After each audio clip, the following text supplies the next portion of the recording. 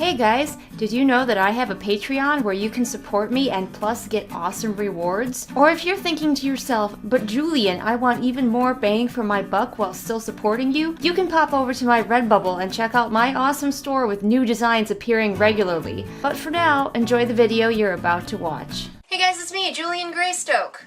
Today I'm wearing my You Sank My Battle Star shirt. Not really for any reason, it was just what I'm wearing.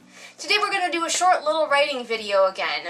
And as I'm sure you guessed by the title, it is all about why I don't plot when I write, and you probably should. So a little background, in the world of writing there are sort of three categories that most people fall into.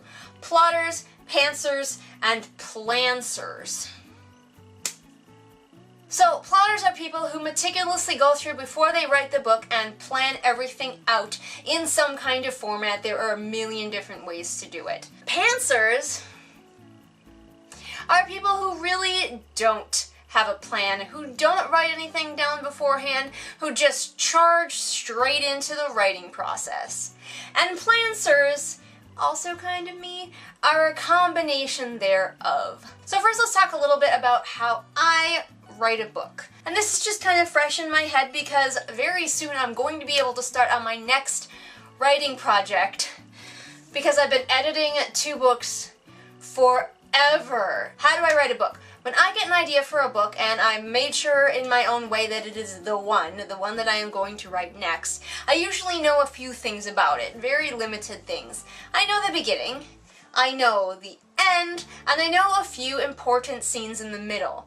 How do I know when I have enough important scenes?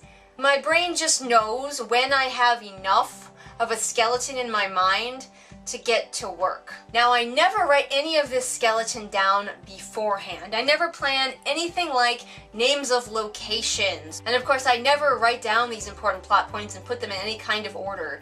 They will fall where they may. Now let's talk about how a lot of most other people write books. And that is to plot, to take all of their ideas and write them down in a notebook, or to take sticky notes and put them together like puzzle pieces up on a board, or like there's a snowflake method. There are so many methods out there, and I don't use any of them, so I'm really no good, but I can try to link you to a few videos in the doobly-doo to people who do that. So they know going into their story exactly what they want, what is in store for them, what scenes need to go where. And you should probably, especially if you're new, do that. Plot is what I'm saying. So many new writers that I have seen think that they can pants.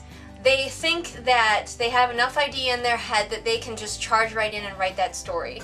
And what so often happens is that they will fizzle out and stop, or be caught by like blank page syndrome, and they just won't be able to continue. And they need a plan. But they have in their head, don't real authors just go? Not usually. I'm gonna be honest, I'm a little bit weird. Although this is just anecdotal, I am pretty sure that there are way more plotters than there are pantsers. At least successful plotters than there are successful pantsers.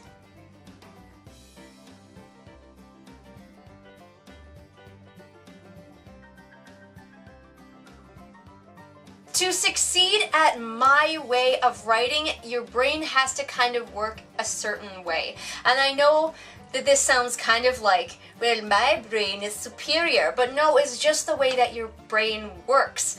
Mine doesn't like to have a regimented plan. It's not helpful to me.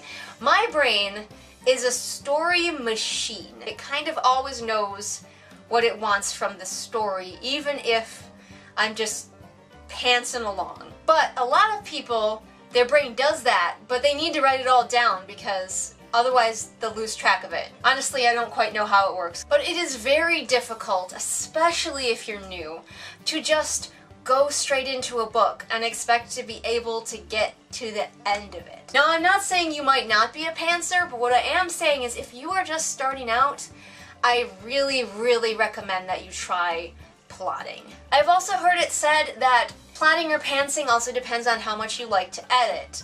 If you plot, you won't have to edit as much when you get to the end of the book, or so the anecdote goes. If you pants, you have to edit more. I hate editing, but I can't plot. I mean, I could, but it just would not be conducive to my writing. So I have to end up editing at the end, and I have no idea if I have to edit more as a pantser than I would as a plotter, because I don't plot. I finish books. That's the big thing. Can you finish books if you're pantsing it? Just gonna keep saying pants. Once again, I place the blame squarely on tight pants. And if any of you got that reference, you're my new best friend. But if you are trying to be a pantser and you can't seem to finish any of your stories, please give plotting a go. So this was just basically me sitting here and rambling and probably making no sense. I hope this was helpful to someone. I wrote down notes and it just didn't even help me. This is why I pantsed my way through this video, and now future me is gonna have to edit it and try to make it make sense. This is my life. Anyway, I hope this was helpful to someone. Remember, everyone, that I post new videos Mondays and Fridays. All the links to my social media are in the doobly-doo for ease of clicking. And if you liked what you saw here, for some reason, and you wish it was higher quality though, me too, fam, then you can support me on Patreon, where I am saving up to buy better equipment like a camera that's not like 10 years old. And I will see all of you again next time with whatever it is I happen to be doing next time. Hopefully it will be more concise and well thought out than this. Bye! It's time for a shout out. Today we are shouting out my lovely, wonderful patrons, Kim, Sarah, and a new patron, Sabby Panda. Now, normally when I get a new patron, I like to shout out to any blogs or websites they want me to draw attention to, but Sabby doesn't have anything like that they want me to draw attention to, so I will just say that Sabby has been a beta reader for me and a real great supportive person, so I hope that everything goes well in their life endeavors. And if you want to be cool like Sarah, Kim, and Sabby, become a patron over on Patreon.